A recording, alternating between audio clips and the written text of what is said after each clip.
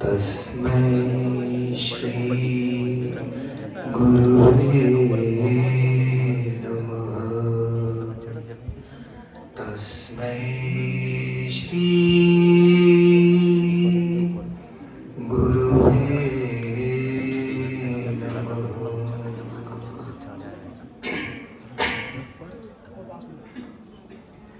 देवादिदेव खजराट श्री आदि ब्रह्मा श्री आदिनाथ भगवान की, परम पूज्य परम उपकारी संत शिरोमणि आचार्य गुरुवर श्री विद्यासागर जी महामुनि राज की, परम पूज्य 108 श्री संभव सागर जी, विराट सागर जी, विशद सागर जी मुनिराज की, 3 कम 9 करोड़ मुनिराजों की, मुनि संघ की।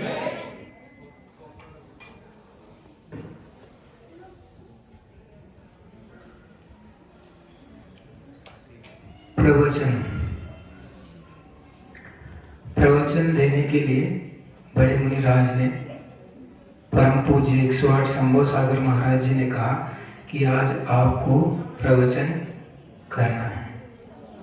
तो प्रवचन क्या? पर के लिए देने वाला वचन प्रवचन। प्रवचन पर के लिए, दूसरों को देने के लिए जो वचन मुख से निकलते हैं वो प्रवचन है। एक दोहा लिखा था, हाइको लिखा था। गुरुजी लिखते हैं तो उनके शिष्य भी लिखने लगते हैं, तो मैंने भी एक हाइको लिख दिया। प्रवचन में हित मित वचन, प्रवचन में हित मित वचन, आलोचना ना।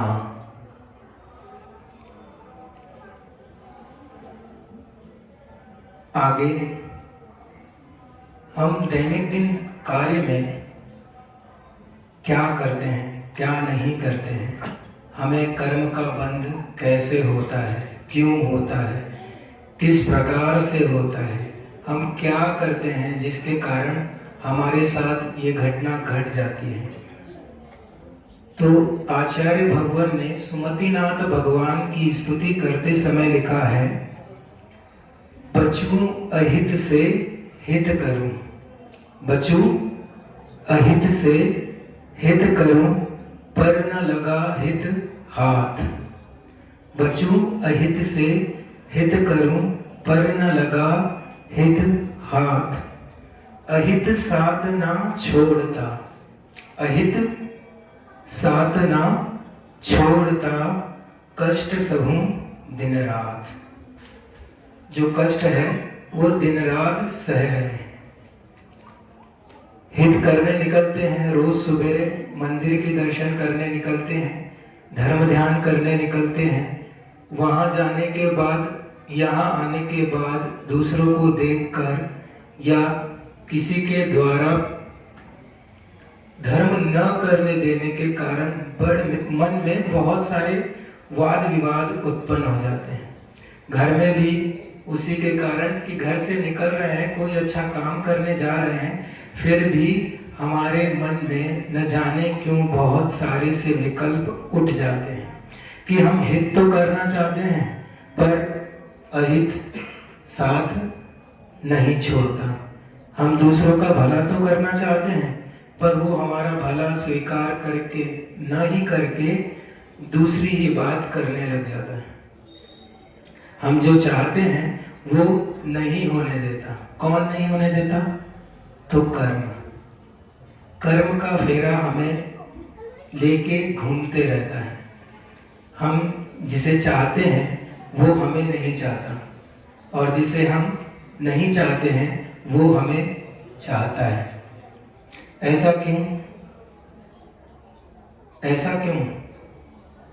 श्लोकदेश में लिखा है, वपुर ग्रहणम धनम दारा, पुत्रा मित्राणि शत्रव, सर्वध्यान स्वभावानि, मूढ़ प्राणी प्रपद्यते। ये मूढ़ प्राणी सबको अपना मान के बैठा है। किसको?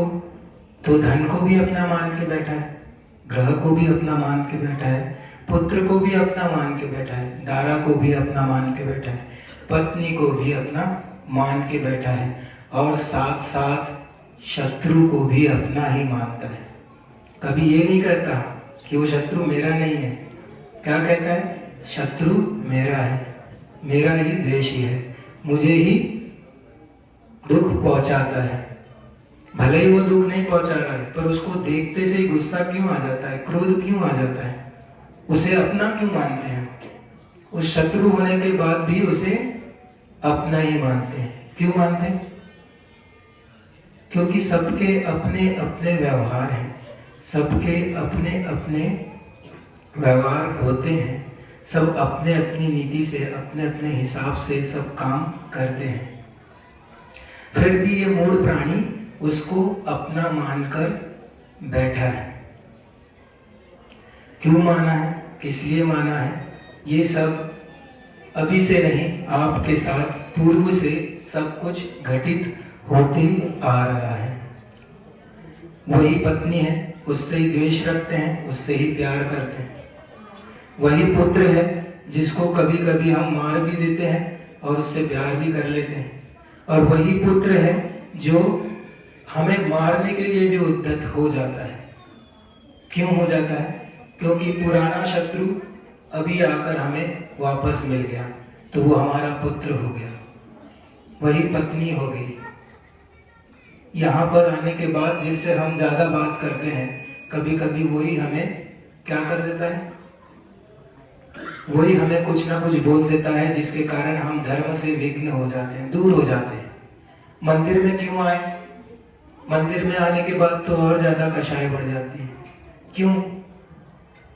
हमने कुछ इधर की चीज इधर रख दी, जो रेगुलर आता है उसने बोल दिया कि तुमने ऐसा क्यों किया। पहले दिन कोई पहुंच गया, उसने थोड़ा सा इधर का उधर कर दिया, तो हमारे मन में न जाने क्यों खेद आ जाता है और हम बोल देते हैं उसको, क्यों ऐसा क्यों किया तुमने? समझ में नहीं आता तुम्हारे को? ये चीज यहीं लगी रहती थी, इसको यहीं रहने दो। वो बेचारा पहले ही दिन आया था, दूसरे दिन से आना बंद कर देता है। क्यों कर देता है? क्योंकि वो पूर्व का शत्रु हो सकता है, या उससे पहले वाद विवाद हो चुका होगा, पूर्व भाव में कुछ ना कुछ हुआ होगा, तो उसने धर्म को ही छोड़ दिया। पर वो पुरुषार्थ नहीं छोड़ना है। ये कर्म का उदय होता है कि किसी से हमारे बारे में वो हमें कुछ कह देता है, बोल देता है, पर हमें धर्म से विमुख नहीं होना। किससे? धर्म से विमुख नहीं होना है, धर्म से दूर नहीं जाना है। सीता जी को राम जी ने क्या कह दिया कि आप तीर्थ यात्रा के लिए जाइए, और कृतांत वक्त से ये कह दिया कि इसे जंगल में छोड़ देना। क्या कर देना? आप तीर्थ यात्रा के लिए जाइए, और कृतांत वक्त से ये कह दिया कि आप इसे ले जाकर जंगल में छोड़ देना।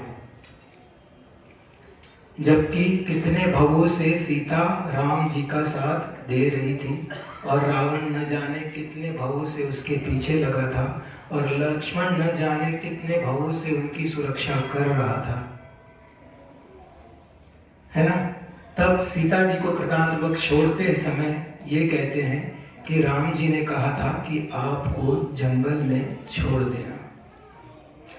तब सीता जी कृतांत वक्त से कहते हैं, कृतांत वक्त सीता जी से पूछता है कि आपको राम जी के लिए कुछ कहना तो नहीं है, राम जी को कुछ बोलना तो नहीं है? रोते हुए कहता है। तब सीता जी कहती हैं कि बस इतना कह देना कि जिस प्रकार मुझे छोड़ दिया उस प्रकार धर्म को मत छोड़ना। जिस प्रकार मुझे छोड़ दिया उस प्रकार धर्म को मत छोड़ देना। ये और कुछ नहीं, मेरा ही कर्म है जो मुझे यहाँ पर लेकर आया है। इसमें किसी का दोष नहीं, न रामचंद्र जी का दोष है, न उस रावण का दोष था, इसमें किसी का दोष नहीं। मैंने ही पूर्व में कुछ ऐसे कृत्य किए होंगे जिसके कारण मुझे यहाँ पर आना पड़ा। गुरुजी ने एक दोहा लिखा है, प्रतिदिन दिन कर दिन करे, प्रतिदिन दिन कर दिन करे, तो भी दुर्दिन आए, तो भी दुर्दिन आए, रात दिन दिन रात करनी का फल पाए। ये दिनकर जो है, सूर्य जो है रोज उगता है, रोज अपना काम करता है, सबको समान रूप से प्रकाश देता है।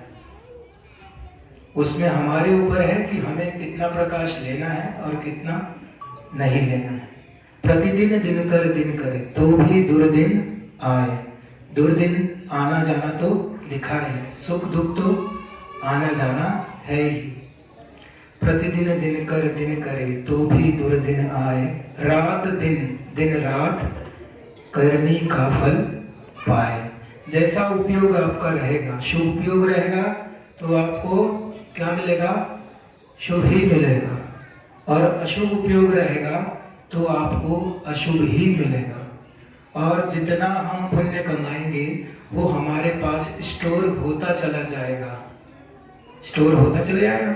जैसे आप बैंक में पैसा जमा करते चले जाते हो, वैसे ही अच्छे काम करते जाओगे तो आपके भी पुण्य के बैंक में पुण्य स्टोर होता चला जाएगा, और वो आपको तीर्थंकर पद का भी प्राप्ति करा सकता है। पर कहाँ पे करा सकता है? तो केवली के पादमूल में, और कहाँ पर? तीर्थंकर के पादमूल में, बाकी कहीं नहीं करा सकता। एक चतुर्थ गुणस्थान वर्ती भी, श्रावक भी तीर्थंकर पदवी का बंध बांध सकता है, पर कहाँ बांध सकता है? तो तीर्थंकर के पादमूल में या केवली के पादमूल में। तो सबको अपने अपने कर्म का फल मिलता है। हम जैसा करेंगे, हम जैसा भरेंगे, आपको वैसा मिलता चला जाएगा।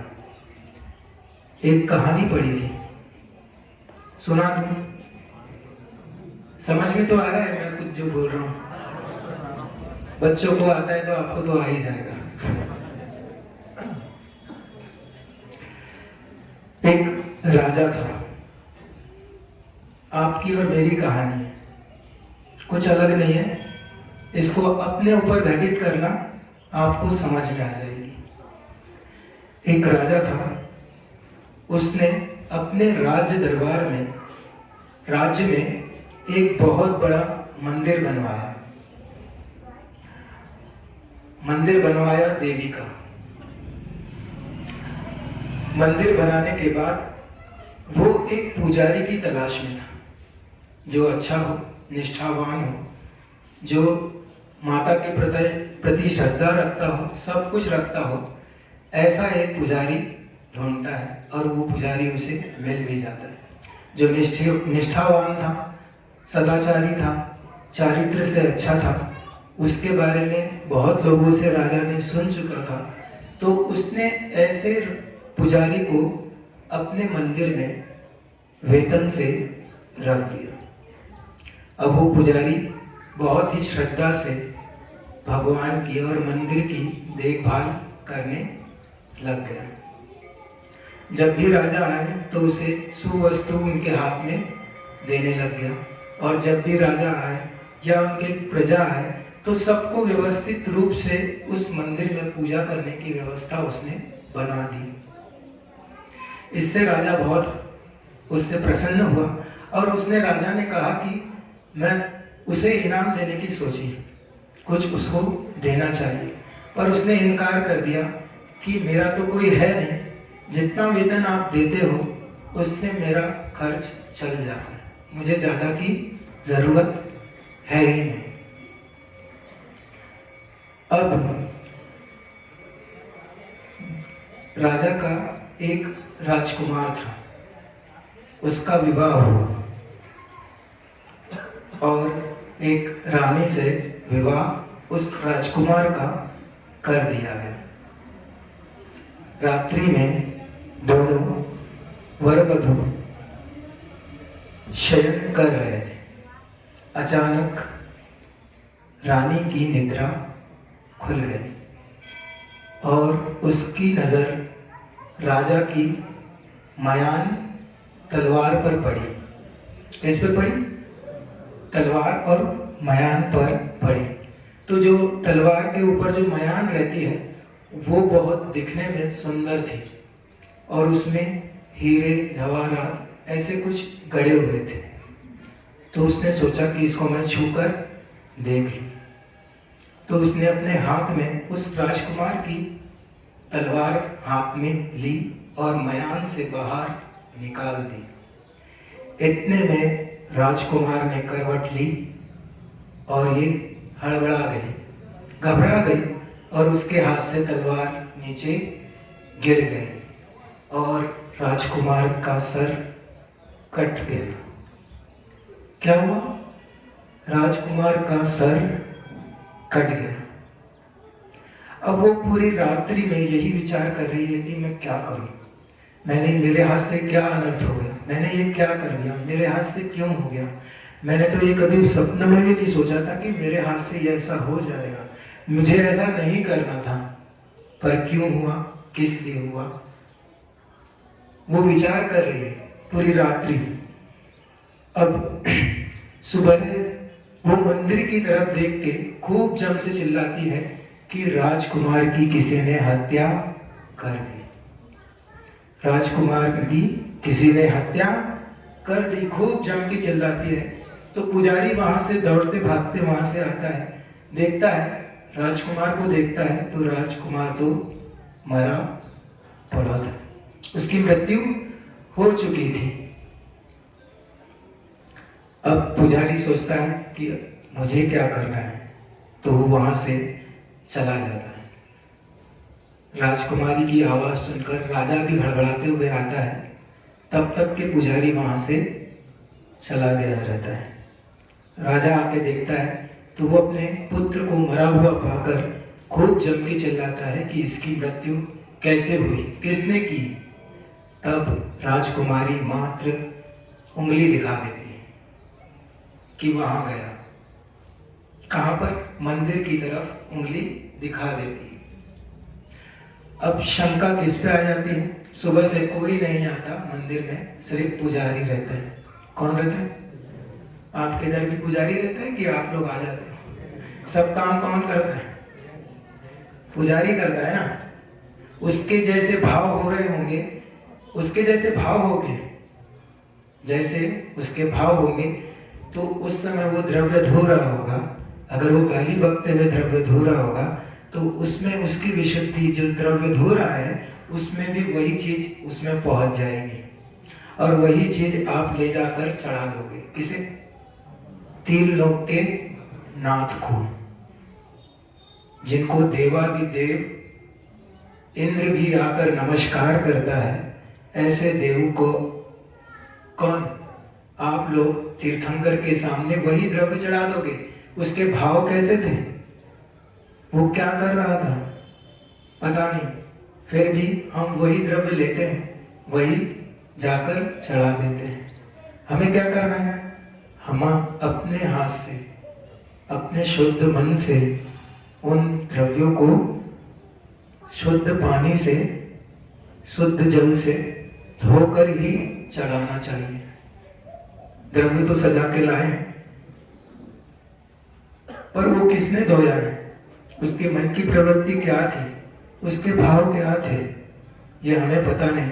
फिर भी हमने आए उसको चढ़ा दिया, तो उसका फल कैसा लगेगा? फल तो मिलेगा, जरूर मिलेगा, अच्छा मिलेगा, बहुत अच्छा मिलेगा, पर कम मिलेगा। कैसा मिलेगा? कम मिलेगा। मिलेगा जरूर, क्योंकि आपने तो घर से निकले हो तो किसके लिए निकले हो? देव दर्शन करने के लिए। तो उसने उंगली दिखा दी और उसके ऊपर पूरा नाम आ गया। अब लोक में भी, यानी पूरे लोग उसके ऊपर शंका करने लग गए। किसके ऊपर? पुजारी के ऊपर। पुजारी राज दरबार में बुलाया जाता है और पर राजा को मन ही मन ऐसा लग रहा है कि ये पुजारी ऐसा नहीं हो सकता, ये पुजारी ऐसा कर नहीं सकता। पर पूरे नगर में यही पता चला कि उसने ऐसा किया है। लोग अपवाद हो गए कि उसने ऐसा किया है। जैसा सीता के साथ हुआ था वैसा ही इस पुजारी के साथ भी हो गया।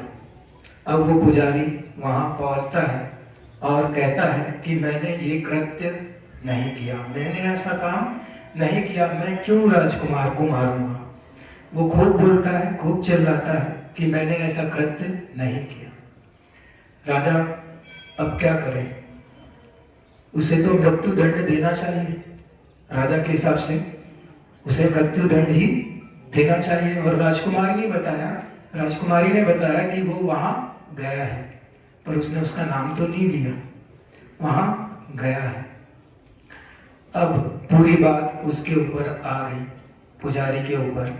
तो राजा ने सोचा कि ये ऐसा नहीं कर सकता, तो उसके दोनों हाथ कटवा दिए गए।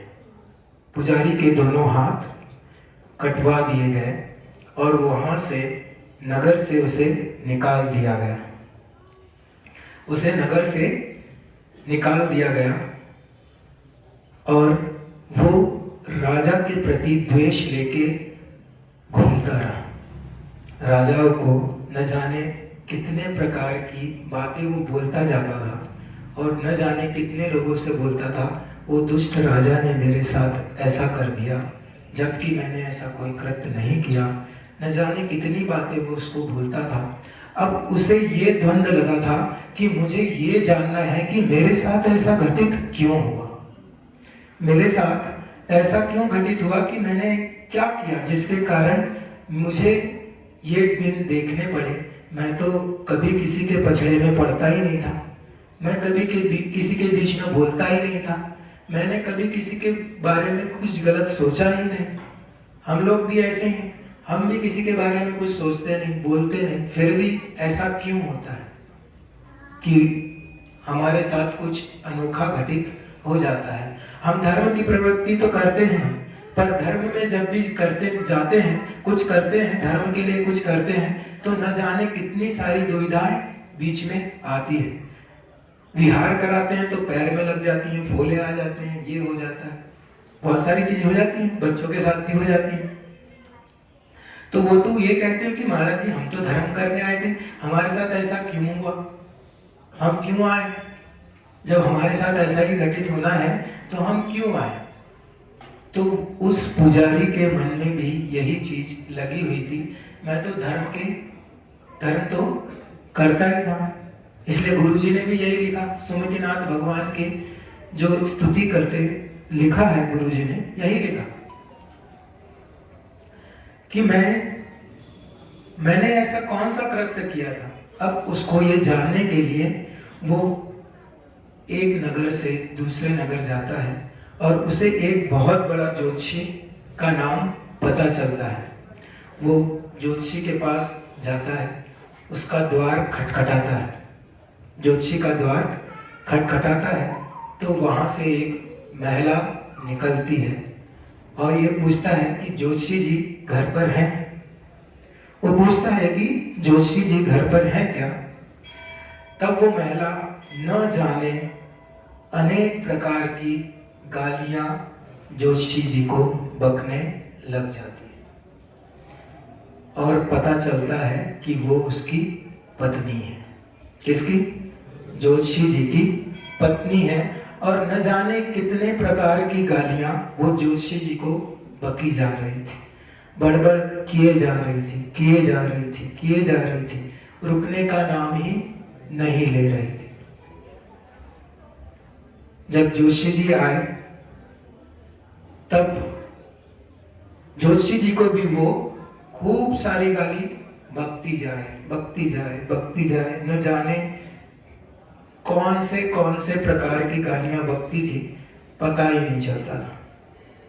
और इतनी गालियां वो पुजारी सोचता है कि इन्होंने कौन सा ऐसा कृत्य किया था कि उनकी पत्नी इनको इतनी गाली गा रही है।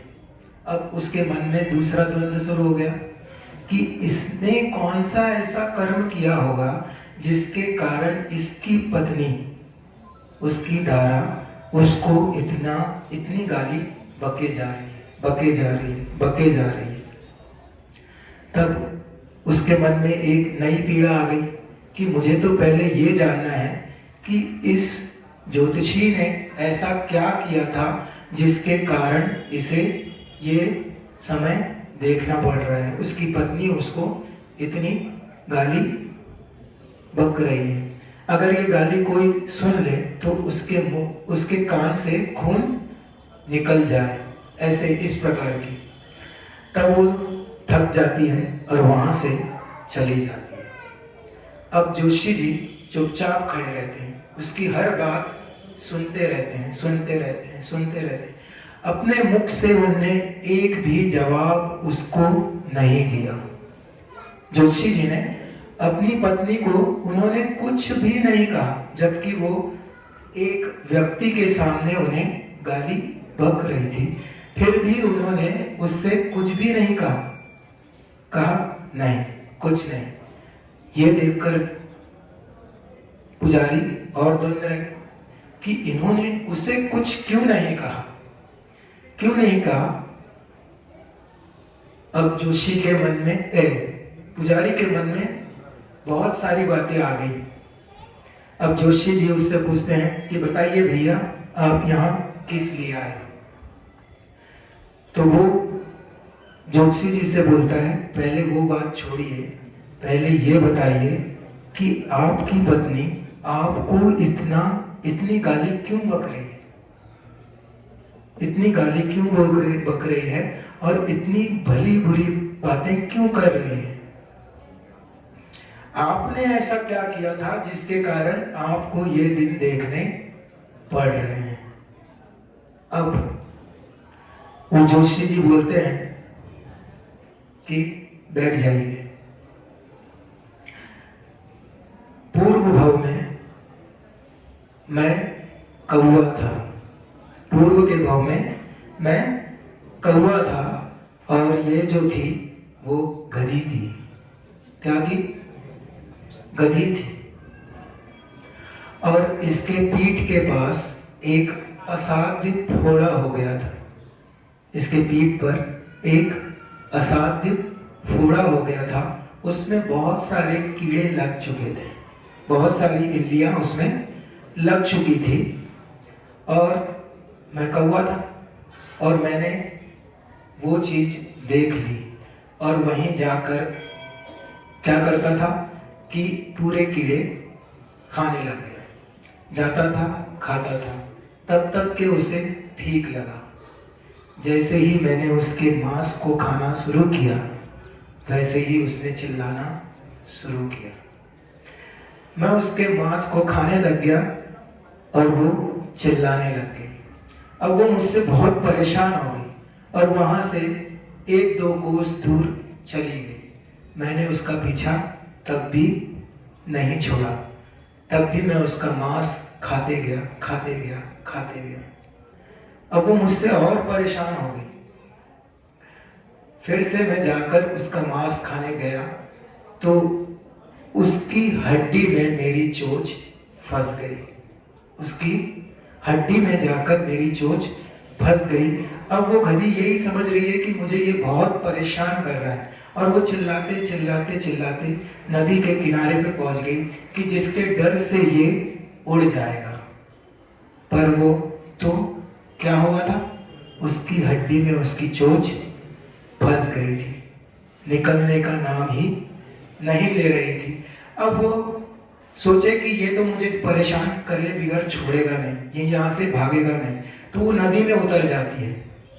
क्या करती है? नदी में उतर जाती है कि जिससे ये उड़ जाएगा, भाग जाएगा। पर चोंच तो फंसी हुई है। क्या हुआ? चोंच तो फंसी हुई है। अब वो और अंदर चली जाती है कि ये उड़ के भाग जाएगा, पर ऐसा नहीं होता। क्यों? क्योंकि चोंच फंसी हुई है। अब वो और गहराई में चली जाती है और दोनों की पानी के बहाव में बहकर दोनों की मृत्यु हो जाती है।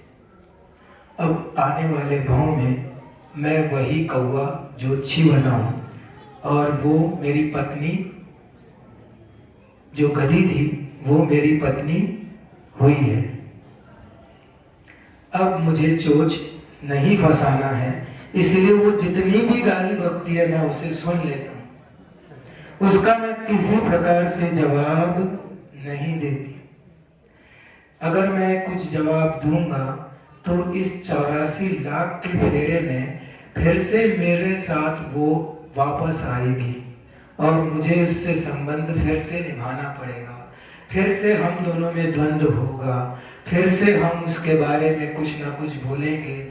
जहां मैंने कुछ बोला तो फिर से मैं उससे चोच फंसा लूंगा, फिर से वही चीज घटेगी जो अभी घट रही है। इसीलिए मैं उससे कुछ भी नहीं कहता, मैं उसके प्रति माध्यस्थ भाव रखता हूँ। वो जो भी करती है उसे मैं करने देता हूँ, मैं कुछ भी नहीं बोलता हूँ। अब आप बताइए कि आप यहाँ पर किस लिए आए हो? आप यहाँ पर किस लिए आए हो? तब पुजारी कहता है कि मैंने आपकी बात तो सुन ली, इससे थोड़ा थोड़ा तो भान होने लग गया है, पर उस दुष्ट राजा ने मुझे हाथ क्यों काट दिए, जबकि मैंने उसके बच्चे की मृत्यु नहीं की। फिर भी वो जानता था राजा कि मैंने उसके लड़के की मृत्यु नहीं की, फिर भी उसने मेरे दोनों हाथ क्यों काट दिए। मुझे यही चीज जाननी है। आप बताइए कि मैंने कौन सा ऐसा कृत्य किया था, मैंने कौन से ऐसा कर्म किया था जिसके कारण मुझे ये चीज मिली, मेरे साथ ऐसा ऐसा घटित हुआ। तब जोशी जी कहते हैं कि आप पूर्व के भव में साधु थे। क्या थे? साधु थे। और जो राजकुमारी थी वो गाय थी। क्या थी? गाय थी। और जो राजकुमार था वो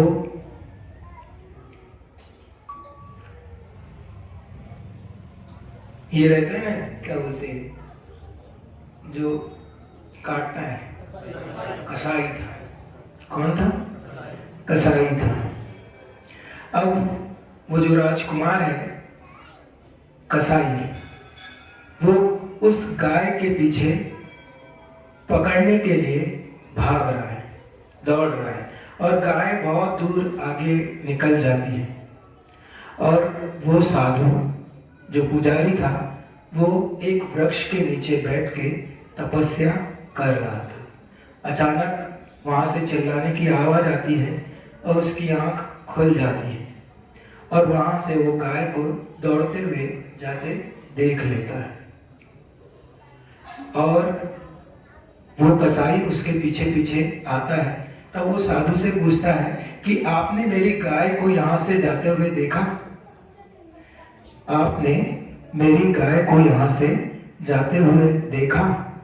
तब वो साधु कहता है कि यहाँ से गई। उसने क्या दिखा दिया? हाथ दिखा दिया कि यहाँ, हाथ दिखा दिया कि यहाँ गई। वो कसाई उस गाय को पकड़कर साधु के समक्ष से ले जाता है और जाकर उसके का गले को काट देता है। क्या करता है? उसके गले को काट कर जो भी उसकी सामग्री बनाना होगा वो कर देता है। तब जोशी जी बोलता है कि आपके साथ ऐसा ऐसा हुआ, आप ऐसे पूर्व भव में थे, तभी आपके साथ ऐसा घटित हुआ। राजकुमारी जो गाय थी उसने तलवार हाथ में ली। उसकी मनसा नहीं थी कि उसको मारना है राजकुमार को, पर ये पूर्व भव में इसकी हिंसा की थी, इसीलिए उसके हाथ से ये तलवार छूटकर उसके गले पर गिरी और उसका गला कट गया। अब वो रात भर सोचती रही और सुबह कहाँ आके चिल्लाई? मंदिर को देखकर चिल्लाई। और जब राजा आया तब उसने भी क्या कहा? उंगली दिखा दी कि इस तरफ गया है। इसीलिए तुम्हारे दोनों हाथ काट दिए गए। क्या कर दिए गए? तुम्हारे दोनों हाथ काट दिए गए। उसी हाथ से आपने उस गाय का रास्ता बताया था, इसीलिए वो दोनों हाथ आपके काट दिए गए। ये रहता है कर्म का फेर।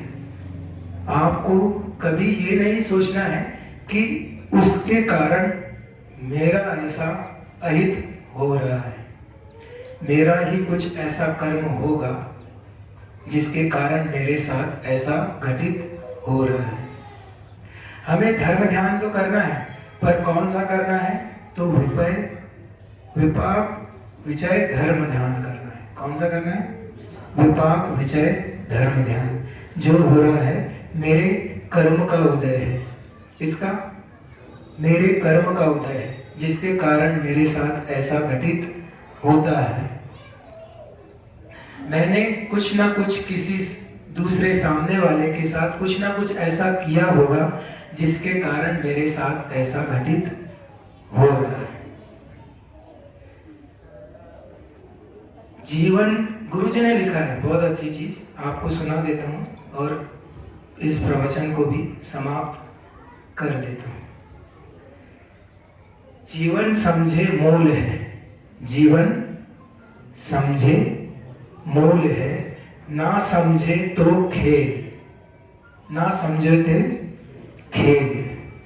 खेल खेल में युग गए, खेल खेल में युग गए, वही खिलाड़ी खेल। वही खिलाड़ी है, वही खेल है जो हम करते आ रहे हैं। 84 लाख योनियों में भटकते भटकते एक ही काम कर रहे हैं। हम वही खिलाड़ी है और वही एक खेल खेलते आ रहे हैं। क्या कर रहे हैं? जीवन मरण का खेल खेलते आ रहे हैं। अब इससे थोड़ा सा अलग सोचना है। जीवन समझो मूल है। आप अभी इस जैन कुल में उत्पन्न हुए हैं, तो इसको मूल के समान समझो और इसमें जितना हो सके उतना धर्म ध्यान करते चले जाओ। ना समझो तो खेल है, एक खेल के समान है। जीवन मरण आ रहे हैं और जा रहे हैं। जब बोलिए आचार्य गुरुवर श्री विद्यासागर जी महामुनिराज की, 3 कम 9 करोड़ मुनिराजों की। आचार्य संगीत